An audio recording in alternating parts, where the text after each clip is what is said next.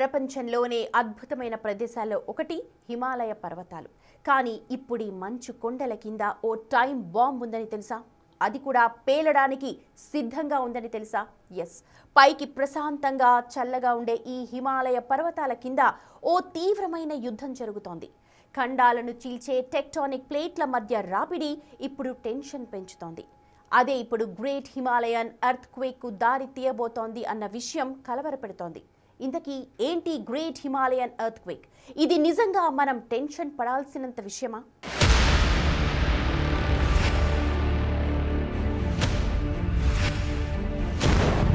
హిమాలయాలు danger bells మోగిస్తున్నాయా?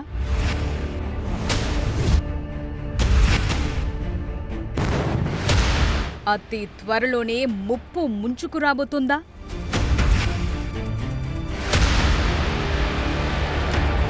హిమాలయాల కింద ఉన్న టెక్టానిక్ ప్లేట్స్ కదలనున్నాయా?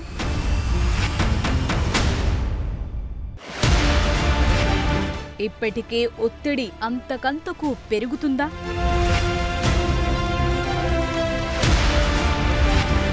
ప్రశాంతంగా నిర్మలంగా కనిపించే హిమాలయాలు ఇప్పుడు నివురుగప్పిన నిప్పులా మారాయంటున్నారు సైంటిస్టులు. రీసెంట్ గా జపాన్లో 7.6 తీవ్రతతో జపాన్ను వణికించింది కదా. ఇప్పుడు భూకంపం తరువాత అందరి చూపు హిమాలయాలపై పడింది. మన దేశానికి ఉత్తరాన ఉన్న హిమాలయ పర్వతాలు మన దేశానికి ఓ పెట్టని కోట. కానీ ఇప్పుడిదే మంచుకోట కొత్త ప్రమాదాన్ని సృష్టించబోతుందని చెప్తున్నారు సైంటిస్టులు. హిమాలయాల కింద ఓ టైం బాంబ్ ఉందని, అది ఎప్పుడు పేలినా భారీగా జన ఆస్తి నష్టం తప్పదని అంటున్నారు.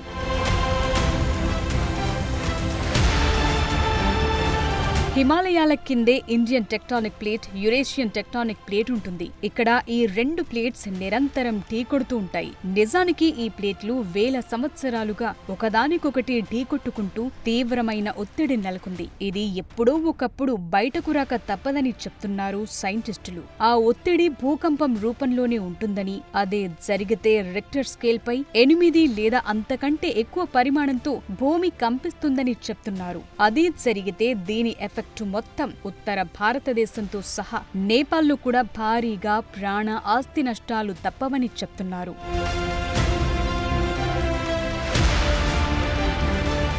ఇటీవల జరిగిన దేశ భూకంప రిస్క్ జోన్ల మ్యాపింగ్ మరో కొత్త విషయాన్ని వెలుగులోకి తీసుకొచ్చింది. భూకంప జోన్ రూపురేఖలను బ్యూరో ఆఫ్ ఇండియన్ స్టాండర్డ్స్ తాజాగా సవరించింది. అత్యధిక రిస్క్ తో కూడిన జోన్ 6 ను కొత్తగా ఏర్పాటు చేసి హిమాలయ ప్రాంతమంతటిని దాని పరిధిలోనే చేర్చింది.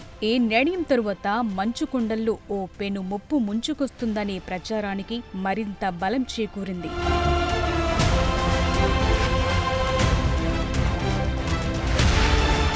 ఇప్పుడు ప్రపంచవ్యాప్తంగా జరుగుతున్న పరిణామాలన్నీ కూడా కాస్త టెన్షన్ పెడుతున్నాయనే చెప్పాలి. ఇటీవల ఇథియోపియన్ అపార రీజియన్లో హేలీ గుబ్బి అగ్నిపర్వతం బద్దలైంది. 500 మీటర్ల ఎత్తులో ఉన్న హేలీ గుబ్బి అగ్నిపర్వతం 12,000 సంవత్సరాల తరువాత పేలింది. ఎక్కడో ఆఫ్రికా దేశమైన ఇథియోపియా నుంచి అగ్నిపర్వతం తాలూకు బూడిద మేఘం భారత్ మీదుగా ప్రయాణం చేస్తూ చైనా వరకు వెళ్ళింది.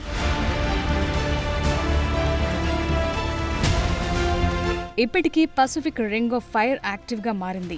మన భూమిపై ఎక్కువగా భూకంపాలు సంభవించే ప్రాంతం రింగ్ ఆఫ్ ఫైర్. పసిఫిక్ మహాసముద్రం చుట్టూ ఉండే ఈ విశాలమైన రింగ్ ఆఫ్ ఫైర్ ప్రాంతం Chile, Peru, Mexico, America, Canada, Russia, Japan, Taiwan, Indonesia, Polynesia ప్రాంతాల్లో విస్తరించి ఉంది. అయితే దీనికి ఎక్కువగా ఎఫెక్ట్ అయ్యేది మాత్రం జపాన్ అనే చెప్పాలి. గతంలో భారీ సునామీలకు ఈ ప్రాంతం కేరఫ్ గా ఉండేది.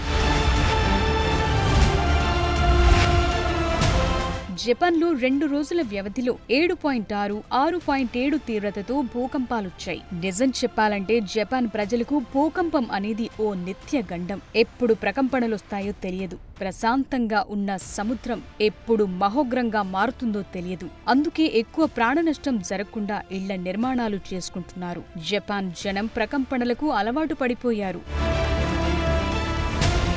ప్రస్తుతం జపాన్ను మెగాక్వేక్ టెన్షన్ పడుతుంది. రిక్టర్ స్కేల్ పై తీవ్రత 8 దాటితే దాన్ని మెగాక్వేక్ అని పిలుస్తారు. మెగాక్వేక్ వస్తే నష్టం ఏ స్థాయిలో ఉంటుందనే విషయంపై జపాన్ ప్రభుత్వం ఇటీవల అంచనాలు వేసింది. ఒకవేళ సముద్ర తీరంలో చీలిక సంభవిస్తే మాత్రం దాదాపు 2 లక్షల మంది ప్రాణాలు కోల్పోయే ప్రమాదం ఉంటుందనేది అధికారుల అంచనా.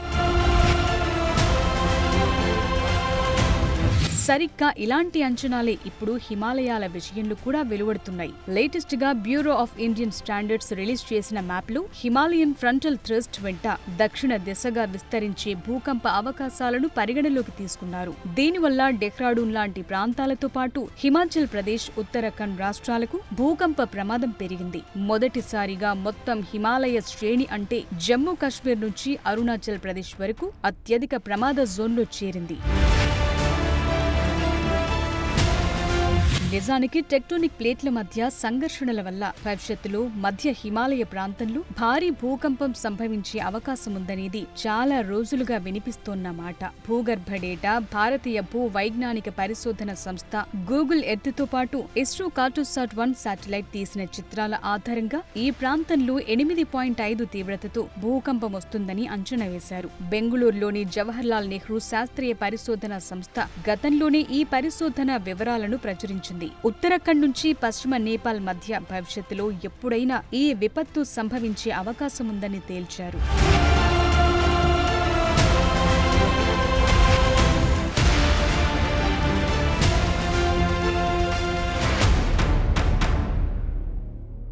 ఈ మంచు కొండల్లో ప్రకంపనాలు కొత్తేమీ కాదు. కానీ ఇప్పుడు సైంటిస్టులు ఇస్తున్న వార్నింగ్స్ మాత్రం అంత లైట్గా తీసుకునేటట్టు కనిపించడం లేదు.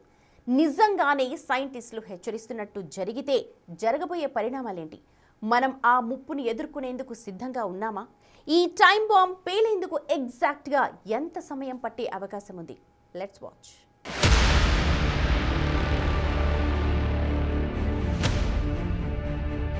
హిమాలయాలకు భూకంపాలు, అందులోనూ భారీ ప్రకంపనలు నిజానికి కొత్తేమీ కాదు. 1934లో ఏకంగా 8 తీవ్రతతో సంభవించిన భూకంపం బీహార్ మీదుగా నేపాల్ దాకా ఓ బీభత్సం సృష్టించింది. ఇక లేటెస్ట్ గా చూసుకున్న 2015లో నేపాల్లోని హిమాలయన్ రీజియన్లో 7.8 తీవ్రతతో వచ్చిన భూకంపం అక్కడ భారీ జన, ఆస్తి నష్టాలకు కారణమైంది. ప్రస్తుతం హిమాలయ ప్రాంతంలో 54 ఎర్త్క్వేక్ అబ్జర్వేటరీలు కూడా ఎప్పటికప్పుడు హిమాలయన్ రీజియన్లో భూకంపాలను పర్యవేక్షిస్తున్నాయి. ఈ రీజియన్లో రికార్డ్ స్థాయిలో భూకంపం 1255లో వచ్చింది. అప్పుడొచ్చిన భూకంపంలో నేపాల్ రాజ్యం 1/3 నశించినట్లు తెలుస్తోంది. అలాగే జూన్ 1505లో ఒక భూకంపం దక్షిణ టిబెట్లో విధ్వంసం సృష్టించింది. అదే ఏడాది జూలై నెలలో మరో భూకంపం ఆఫ్ఘనిస్తాన్లోని కాబుల్ను అతలాకుతలం చేసింది. 1555లో భారత్లోని శ్రీనగర్లో వచ్చిన భూకంపం వందలాది మందిని బలి తీసుకుంది. ఇది ఈ రీజియన్లో వచ్చిన భూకంపాలకు సంబంధించిన మొదటి చారిత్రక రికార్డ్. ఒక్కసారి చరిత్రలోకి వెళితే కొన్ని కోట్ల సంవత్సరాల క్రితం భూమి మీద ఖండాలు ఇప్పటిలా ఉండేవి కాదు. అన్నీ కలిసి దగ్గరగా ఉండేవి. దాన్ని పాంజియా అని పిలిచేవారు. ఈ ఖండాలు క్రమంగా ఒకదానికొకటి దూరంగా జరుగుతూ సుమారు 15 కోట్ల సంవత్సరాల క్రితం 2 మహాఖండాలుగా విడిపోయినట్లు తెలుస్తోంది. ఈ మహాఖండాలే గోండ్వానా ల్యాండ్, లారేసియాగా ఏర్పడ్డాయి. అయితే ఇప్పటి భారత భూభాగం ఒకప్పుడు గోండ్వానా ల్యాండ్ లో ఓ చిన్న భూపలకంలా ఉండేది. అది లక్షల సంవత్సరాల పాటు అలా నెమ్మదిగా జరుగుతూ ఇప్పటి ఆసియాలో మరో భూఫలకాన్ని గట్టిగా ఢీకొట్టడంతో హిమాలయాలు ఏర్పడ్డాయి. ఆ స్థానంలో గతంలో తెసిస్ సముద్రం ఉండేదని చరిత్ర చెప్తోంది. అయితే ఈ భూఫలకాల మధ్య ఘర్షణ ఇప్పటికీ నిరంతరం కొనసాగుతూనే ఉంది. ఆ ఘర్షణ పుణ్యమే ఈ భూకంపాలు. సాధారణ భూకంపాలతో పోలిస్తే హిమాలయాల్లో ఏర్పడే భూకంపాల తీవ్రత ఎక్కువగా ఉంటుంది. అందుకే మనం ఏ మేర ప్రిపేర్ అయి ఉన్నామనేది ఇప్పుడు ముఖ్యమైన విషయం. ఈ విషయంలో జపాన్ తరువాతే ఏ దేశమైనా అని చెప్పాలి. ఎందుకంటే భూకంపాలకు భయపడి బతకటం కంటే వాటి నుంచి తప్పించుకోవటానికి ఏం చేయాలనే దానిపైనే ఎక్కువగా ఫోకస్ చేస్తారు అక్కడి ప్రజలు. చిన్నప్పటి నుంచే పిల్లలకు ఎర్త్క్వేక్స్ పై పాఠాలు చెప్తున్నారు. డ్రిల్స్ నిర్వహిస్తూ అవగాహన కల్పిస్తున్నారు. ఉన్నట్టుండి అలార్మ్స్ మోగించి వెంటనే విద్యార్థులందరూ బెంచ్ల కింద దాక్కోవాలని చెప్తుంటారు. ఏదో రెగ్యులర్ ప్రాక్టీస్ అక్కడ.